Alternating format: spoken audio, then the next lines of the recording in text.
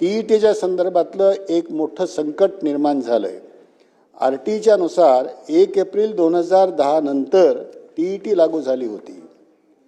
NCTE ही जी देशाची body आहे त्यांनी डिक्लेअर केलं होतं की 28 ऑगस्ट 2010च्या नंतर टीईटी लागू होईल।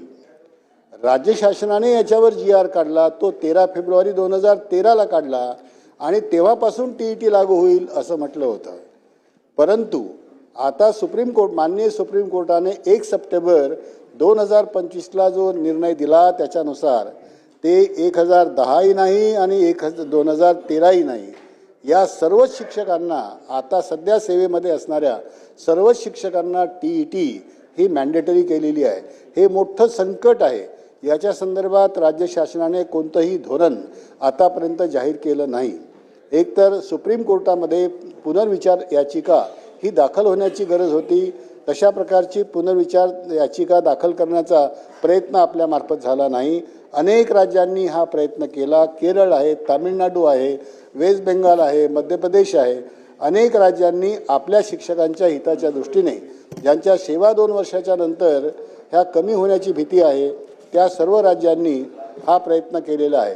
आम्ही राज्य शासनाला या संदर्भात विनंती करतो की या टीईटीच्या संदर्भात राज्य शासनाने एक धोरणात्मक निर्णय घ्यावा आणि तो हा आहे की जर आमचे हे शिक्षक 2 वर्षामध्ये टीईटी उत्तीर्ण नाही झाले तर यापूर्वी 7वा वर्ग उत्तीर्ण ज्युनियर PTCच्या शिक्षकांना ज्या पद्धतीने डीम ट्रेन म्हणून घोषित केलं होतं राज्य शासनाने, त्याच पद्धतीने आजही जर या 2 वर्षाच्या कालावधीमध्ये आमचा शिक्षक वर्ग हा टीईटीची परीक्षा जी अत्यंत त्याची काठिण्य पातळी एवढी अवघड आहे किंवा 2 किंवा 3% अधिक त्या ठिकाणचा निकाल लागत नाही, अशा या अवस्थेमध्ये जर शिक्षक उत्तीर्ण नाही होऊ शकले तर त्यांना डीम टीईटी म्हणून घोषित करावं। एक दुसरं असं की आता संसदेचं अधिवेशन सुरू आहे।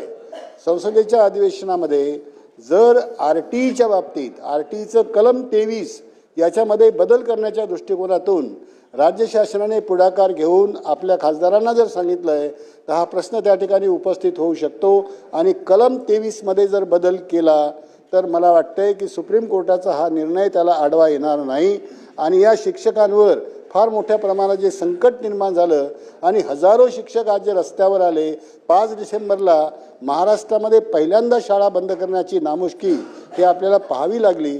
हा प्रसंग मला वाटते टाळायचा असेल तर याकरता या RTच्या कायद्यामध्ये अर्थात कलम 23 मध्ये बदल होणं आवश्यक आहे।